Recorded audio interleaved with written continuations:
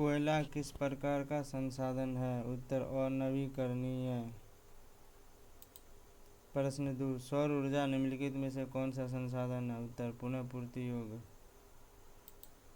प्रश्न 3, तट रेखा से कितने किलोमीटर क्षेत्र सीमा अपवर्जक आर्थिक क्षेत्र कहलाता है? 200 nm।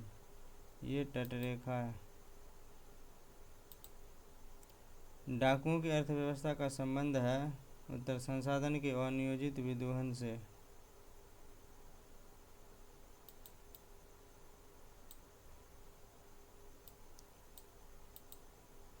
समुद्री क्षेत्र में राजनीतिक सीमा के कितने किलोमीटर क्षेत्र तक राष्ट्रीय संपदा निहित है? 19.2 किलोमीटर।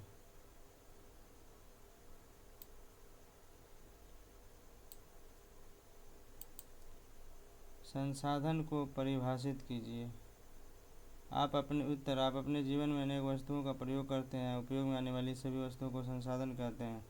संसाधन भौतिक और जैविक दो प्रकार के होते हैं। भौतिक जैसे मृदा, जल, खनिज आदि। जैविक जैसे वनस्पति, वन्यजीव, जलीय जीव आदि। भौतिक संसाधन के उदाहरण हैं सौर ऊर्जा, मृदा, कोयला, पानी। जैविक संसाधन के उदाहरण हैं जलीय जीव, नाम में मछली, मगरमच्छ, पेंगुइन, डॉल्फिन, कछुआ आदि। प्राकृतिक वनस्पति, ये सब जैविक संसाधन के उदाहरण हैं।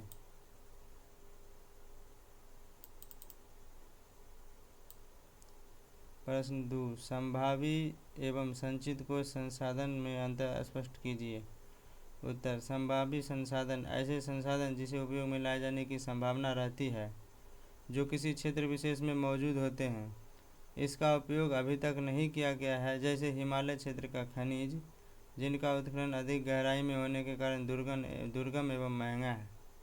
संचित कोश संसाधन ऐसे संसाधन वास्तव में भंडार संसाधन के ही अंश हैं, जिसे उपलब्ध तकनीक के आधार पर प्रयोग में लाया जा सकता है।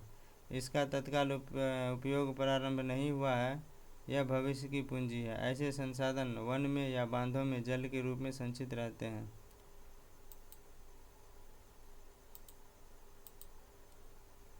प्रश्न 3, संसाधन संरक्षण की उपयोगिता को लिखिए।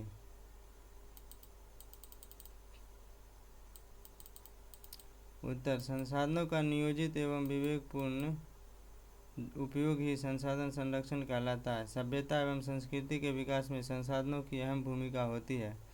संसाधनों का अविवेकपूर्ण उपयोग विविध प्रकार के सामाजिक, आर्थिक, सांस्कृतिक एवं पर्यावरणीय समस्याओं को जन्म देते हैं। इन समस्याओं के समाधान हेतु विभिन्न स्तरों पर संसाधन संरक्षण की आवश्यकता है। इस संदर्भ में महान दार्शनिक एवं चिंतक महात्मा गांधी के विचार प्रासंगिक हैं। हमारे पास पेट भरने के लिए बहुत कुछ है, लेकिन पेटी भरने के लिए नहीं।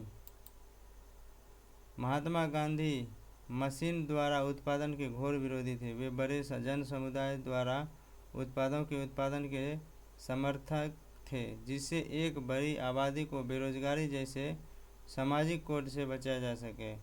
उनका मानना था कि इस प्रक्रिया में श्रमिकों में कार्य दक्षता के विकास में वृद्धि होगी और संसाधन के विदोहन पर भी विराम लग सकेगा। अतएव संसाधनों का संरक्षण आवश्यक है। संसाधन निर्माण में तकनीक की क्या भूमिका है? उत्तर संसाधन निर्माण में तकनीक की अहम भूमिका है। आदि मानव तकनीक को पाकर ज्ञानी मानव बन गया। पर्यावरण में उपलब्ध पदार्थों का तकनीक के सहारे जीवन को सुखमय बनाने में मानव सक्षम हो गया। जब पर्यावरण में मानव द्वारा जनप्रिय तकनीक का प्रयोग होता है, तब सभ्यता विकसित होती है। मानव किसी भी वस्तु को तकनीक के सहारे उपयोगी बना सकता है। जापान एक ऐसा देश है जो प्राकृतिक संसाधन में अत्यंत विपन्न है, लेकिन इनके मानव संसाधन तकनीकी दृष्टि से इतने सबल हैं कि यह देश उपलब्ध सभी पदार्थों का विवेकपूर्ण उपयोग कर विकसित देशों की श्रेणी में खड़ा है। दीर्घ उत्तरीय प्रश्न, संसाधन के विकास में सतत विकास की अवधारणा की व्याख्या कीजिए। उत्तर संसाधन मनुष्य के जीविका का आधार है। जीवन की गुणवत्ता बनाए रखने के लिए संसाधन के सतत विकास की अवधारणा अत्यावश्यक है। संसाधन प्राकृतिक प्रदत्त उपहार है कि अवधारणा के कारण मानव ने इनका अंधाधुंध दोहन किया, जिसके कारण पर्यावरणीय समस्या भी उत्पन्न हो गई है। व्यक्ति के लालच लिप्सा ने संसाधनों का तीव्रतम दोहन कर संसाधनों के भंडार में चिंतनीय ह्रास ला दिया है। संसाधनों के केंद्रीकरण खास लोगों के हाथों में आने से समाज दो स्पष्ट भागों में संपन्न एवं विपन्न में बंट गया। संपन्न लोग स्वार्थ के वशीभूत होकर संसाधनों का विवेकहीन दोहन किया, जिससे विश्व परिस्थितिकी में घोर संकट की स्थिति उत्पन्न हो गई। भूमंडलीय तापन, ओजोन क्षय, पर्यावरण प्रदूषण, मृदा क्षरण, भूमि विस्थापन, अम्लीय वर्षा, असमय ऋतु परिवर्तन जैसी पारिस्थितिकी संकट पृथ्वी पर व्याप्त सभ्यता संस्कृति को निगल जाने को तैयार है। अगर इन स्वार्थी तत्वों या देशों द्वारा अनवरत विध्वंस चलता रहा तो पृथ्वी का जैव संसार विनाश के आगोश में समा जाएगा।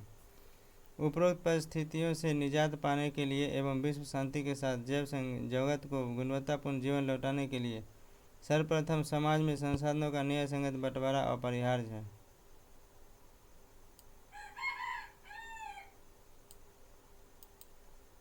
दूसरे शब्दों में संसाधन का नियोजित उपयोग होना आवश्यक है। इससे पर्यावरण को बिना क्षति पहुंचाए भविष्य की आवश्यकताओं के मद्देनजर वर्तमान विकास को कायम रखा जा सकता है। ऐसी धारणा ही सतत विकास कही जाती है।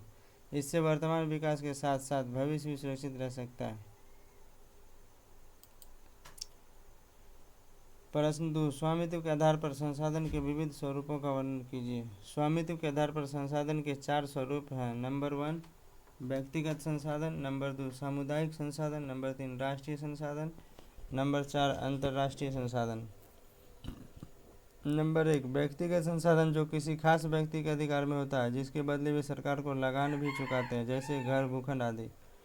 नंबर 2 सामुदायिक संसाधन, जो किसी खास समुदाय के आधिपत्य में होता है, जिसका उपयोग समूह के लिए सुलभ होता है, जैसे सामुदायिक भवन, मंदिर, मस्जिद आदि। राष्ट्रीय संसाधन, कानूनी तौर पर देश के अंतर्गत सभी संसाधन राष्ट्रीय है। देश के सरकार को वैधानिक अधिकार है कि वे व्यक्तिगत संसाधन का अधिग्रहण आम जनता के लिए हित में कर सकती है। नंबर 4 अंतर्राष्ट्रीय संसाधन, तटरेखा से 200 किलोमीटर की दूरी छोड़कर खुले महासागरीय संसाधनों पर किसी देश का आधिपत्य नहीं होता। ऐसे संसाधन का नियंत्रण अंतर्राष्ट्रीय संस्था करती है। ऐसे संसाधन का उपयोग सिर्फ अनुसंधान हेतु अंतर्राष्ट्रीय संस्थाओं की सहमति से किसी राष्ट्र द्वारा किया जा सकता है।